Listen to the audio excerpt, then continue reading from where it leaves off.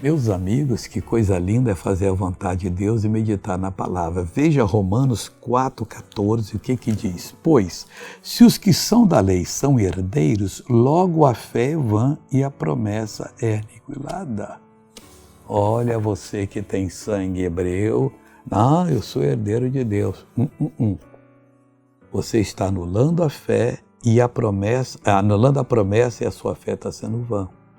Você está sendo abençoado por causa de Jesus, pela misericórdia de Deus, pela obra que Ele fez e não por outro fator. Vamos dizer que eu tenha sangue hebreu. Eu não sei. Você sabe? Nós não sabemos. Mas isso não me dá o direito, que é por isso que eu sou abençoado. Os que são hebreus, que não se convertem a Cristo, que não invocam a Deus, não serão abençoados. Não se pode fazer a fé ser vã e nem a promessa de Deus ser anulada. A promessa de Deus é para aqueles que creem. Essa pessoa vai dar testemunho, ela creu. Veja o testemunho. Eu dei derramo nesse joelho, inchou muito, tirou água 2 vezes, e nesse também tirou água, eu não dobrava a minha perna. Quanto tempo? Tem mais de 6 anos, 5 a 6 anos. 6 anos. Como é que você andava com essa perna dura?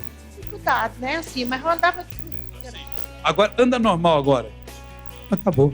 6 anos, glória a Deus. Agora eu quero que você creia para você também dar o seu testemunho amanhã. Pai, eu uno a minha fé com a fé dessa pessoa.